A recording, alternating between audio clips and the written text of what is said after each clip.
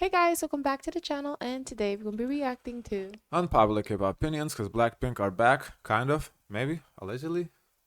I 1. wonder what Blackpink. happens after the concert's over. It's like, they go off to their own projects, well, or what are the expectations? the concert is Kinda. probably for like half a year, so they're gonna be here in our faces for half a year. Oh, I thought it was 2 days. I just heard. No, I it's, guess I it's a just hear. tour.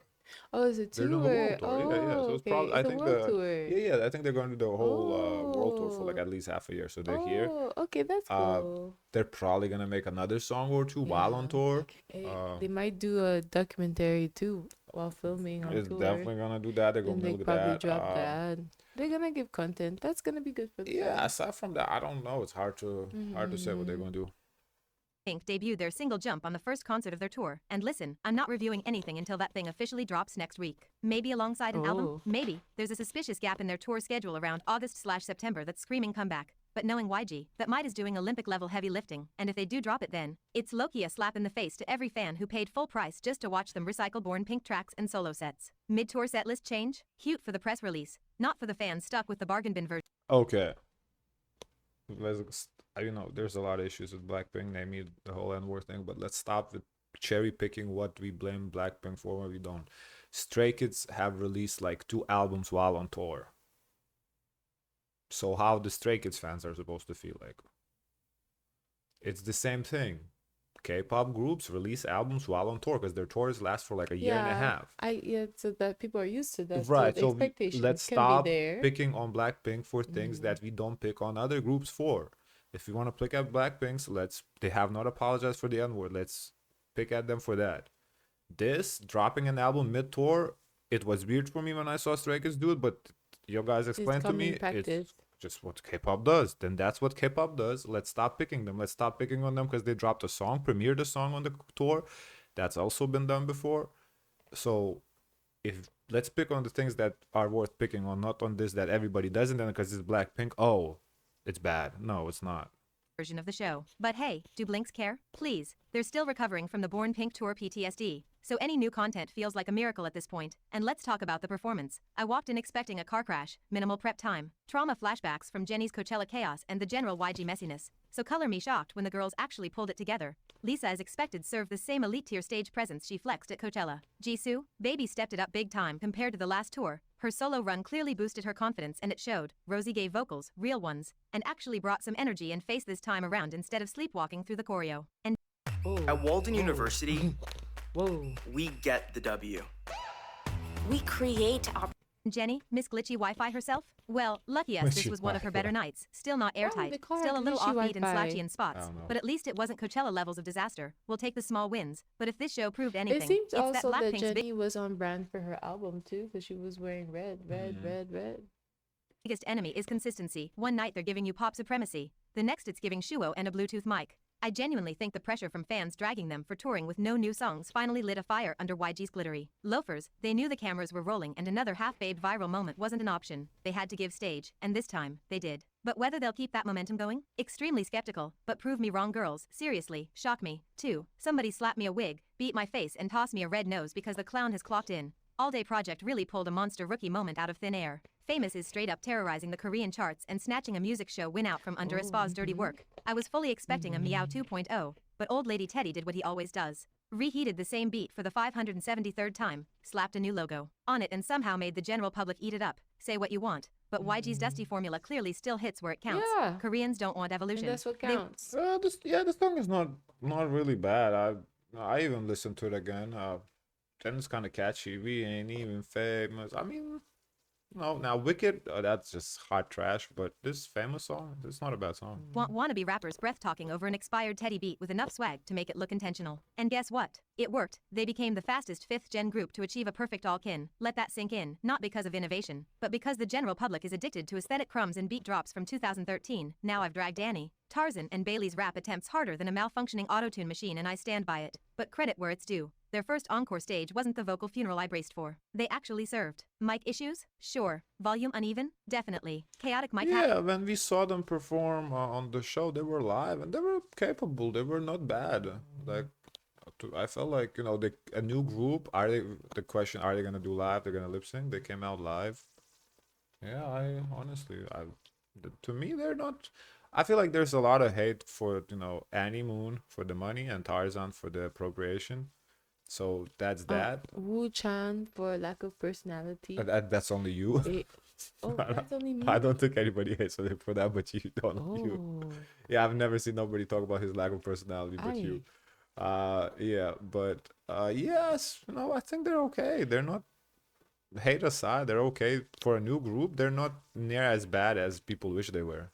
Passing like it was hot potato? Absolutely. But the vocals? Stable, surprisingly decent. Wu Chan in particular? That man opened his mouth and the CD popped out, flawless. Like, did he eat the backing track? And one last thing. Can anybody tap Tarzan on the shoulder and beg him to pull up his pants? Because I'm one Yeah. wardrobe malfunction away from filing a public indecency report. Like, sir, why is your entire lower back out on stage? I know the underoos are technically covering the goods, but barely. It's giving plumber chic meets TikTok thirst trap gone rogue. That saggy pant trend was already 6 feet under years ago, and somehow this man dug it up, disrespected the corpse and dragged it down to new subterranean lows, literally and metaphorically. It's not edgy, it's not hip-hop, it's not Y2K revival, it's just unwashed gym locker energy and I need it off my screen immediately. We get it. You want to look rebellious, but flashing your Fruit of the Looms like it's a brand deal is not the slay you think it is. The pants aren't sagging, your dignity is. Now, here's the question of the year. Does All Day Project blowing up suddenly mean co-ed groups are about to take over K-pop? No, this No. ain't a movement. It's a fluke that's been polished, packaged, and strategically handed to the public on a silver platter. Yes, I don't think there's gonna be a lot of co-ed groups popping up, but I think there might be more than there were in the past couple of years. I think the labels might be more willing to invest now into the co-ed groups after this. They kind of saw, okay, maybe the co-ed groups, because I think the idea was, okay, co-ed groups are the issue because you can't like do the parasocial thing. So they're not gonna get fans. I think what this is showing them that, okay, maybe the parasocial thing is not really the issue. Maybe it was something else, which is, the people in the group. So I think we might get more of them, but I don't think K-pop is gonna become a co-ed thing now. I don't think so. they're successful. But let's not act like that success is because Korea suddenly woke up and said, let's normalize co-ed groups. No, these idols just hit the jackpot. Right label, right timing, right narrative. Their popularity has less to do with being co-ed and everything to do with being teddified. They're under the black label, which means they've got the black label's dirty money aesthetic. The YG formula smeared all over them and a built-in hype machine. Their members didn't come out of nowhere. They came with backstories, nepotism lore, and controversy to keep the algorithm fed. They were born. And also something to keep in mind, co-ed is cool, but also they're adults. So I'm hoping maybe we're gonna see a little bit more in K-pop adults debuting, not like 14-year-old girls, because that would be a nice change too. Viral. And that project group branding? That was intentional, makes them feel experimental, edgy, non-committal. That way, if they flopped, Teddy could just say it was a one-off. But since it worked, now they're the blueprint. But let's not get delusional, they are the exception, not the start of some shiny new co-ed era. People screaming card's gonna rise again or it's co-ed season are high off hope fumes. K-pop doesn't evolve by break. I do think this might help Card too, though. I don't. We'll see. We'll see how Touch does in the circle charts and whatnot. But I think this.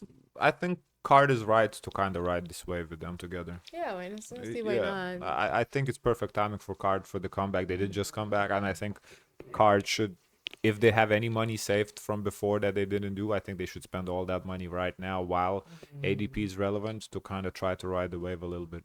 Making molds. It recycles them until they rot. Companies aren't here to innovate, they're here to cash in. And co-ed groups? They've never been a cash cow. Idol stan culture was built in a lab to actively resist this dynamic. Fans don't know how to handle mixed gender anything. The entire industry thrives on illusion, control, and parasocial crack. These stans don't want their favorite boys breathing near a female member, let alone dancing with her. They want sanitized separate fantasy zones, not co-ed chemistry that threatens their delusions. You want a case study? Roll it back to the band wave of 2024. Remember when Day 6, Queer and N Flying were all over the place? They had the general in a chokehold, variety shows, CFs, streaming charts. But did that success birth a new generation of idol bands? Heck no. The industry tried to duplicate the formula with many bands this year, but no one gave a what. Because it was never about bands, it was about them, their charisma, their stories, their rapport with the public. Format didn't sell, people did. Same principle with co-ed groups. The rare few that worked like ACMO didn't thrive on idol culture. They bypassed it. They were general public friendly, music first, and didn't rely on fandom fantasy. More musicians than idols. And that's the real dilemma. Idol fandoms are loyal, rabid, and profitable. General public attention? Flash in the pan, not scalable, not controllable. And co-ed groups get trapped in this limbo.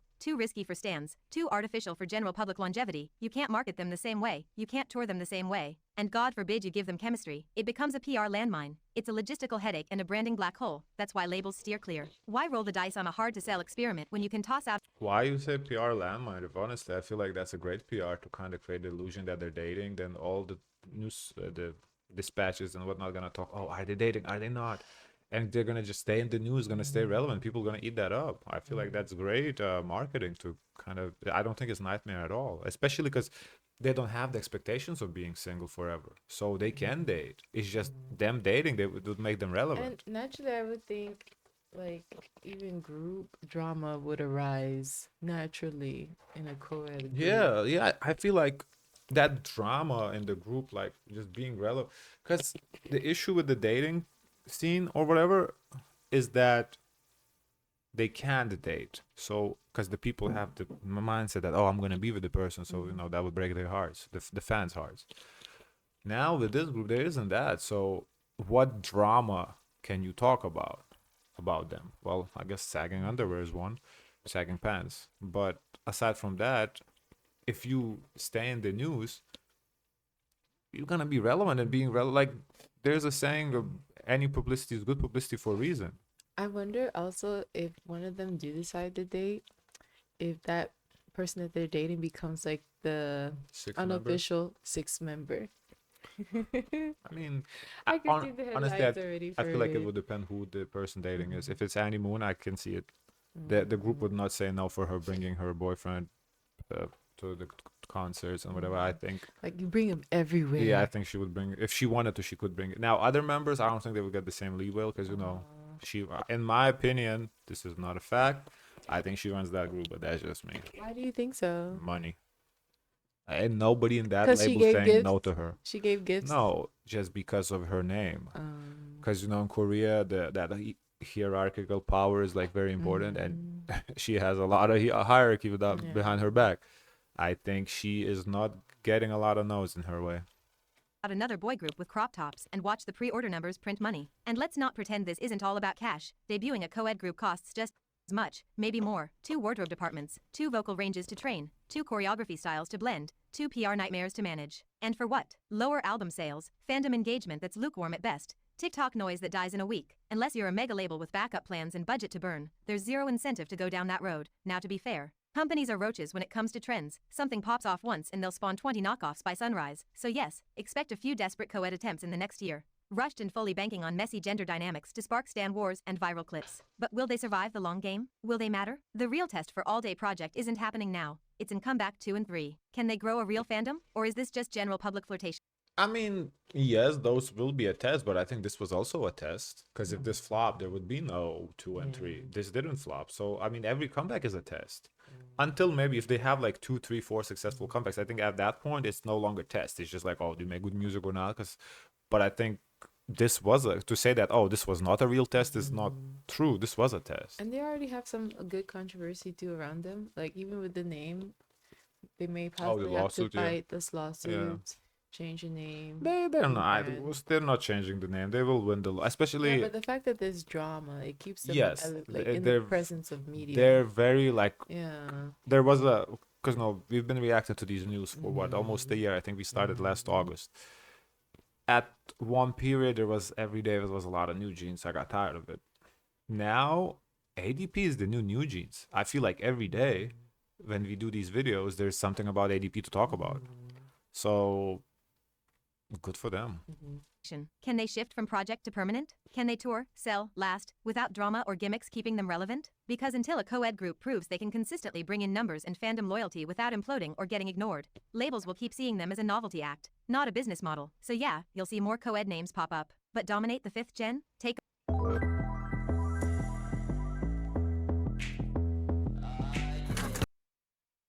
over the scene? Absolutely not. They'll show up, flop in HD, and get quietly buried the moment the hype wears off. Flop in And the HD. industry? It'll go back to what it knows best. Girl groups, boy The thing with K-pop Spy, she has good opinions sometimes, but I think like certain subjects, she's very biased.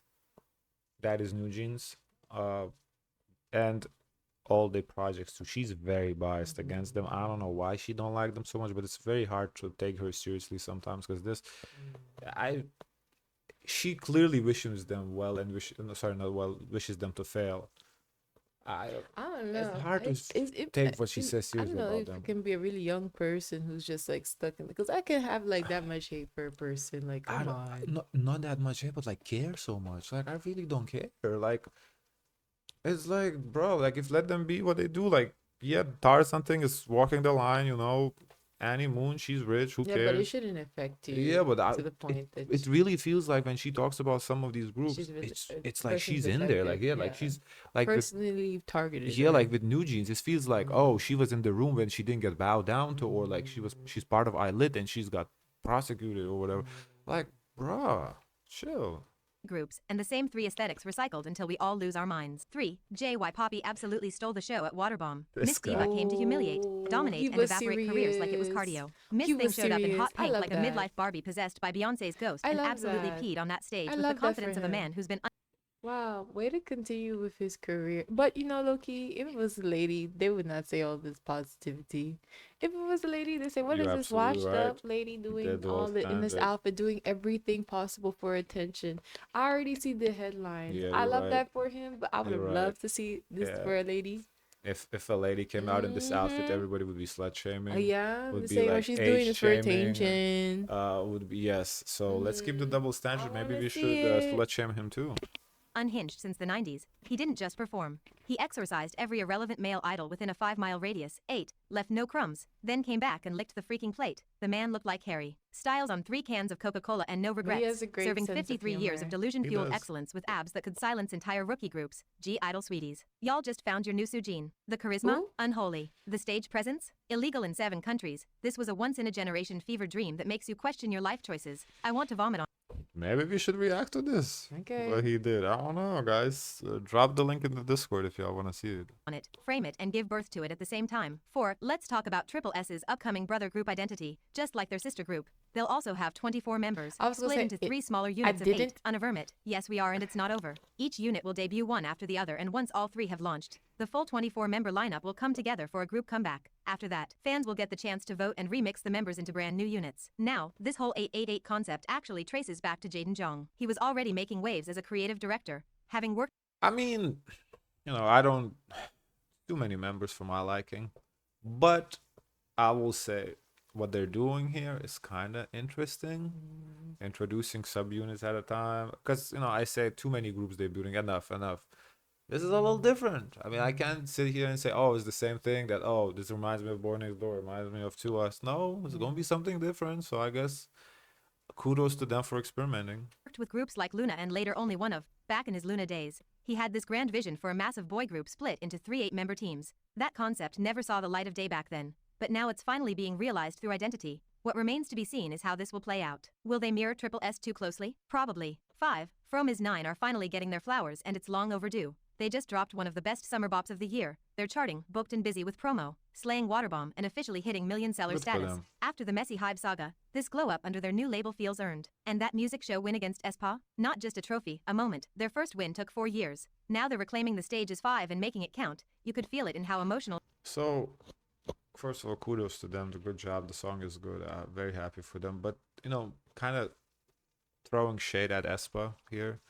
Uncalled for, because aespa didn't even have a full tracking week, you guys said. I thought they did, but so they only have 2 or 3 days in these shows. It's kind of to say, oh, one against aespa. It's to put aespa down, to uplift instead of like uplifting yeah. Promise 9. aespa's gonna win next week. So I mean, it was fine while it lasted for Promise 9, but I don't think we should like say they won. Period. We shouldn't say one against aespa, because aespa's gonna win. Yeah, because this was the week that they won. Yeah, Fine, if period. aespa is in second place after 2 or 3 days of tracking, they are gonna be in first place, number 1, next week after 7 days of tracking. So let's not bring aespa into this. They won, cute. Next week they won't win. It's okay. they were. Wins are usually just symbolic, but this one meant something. 1. Okay, guys, of course, let us know your thoughts. Don't forget to like, comment, and subscribe. Join the Discord. And as always, share as much kindness as possible.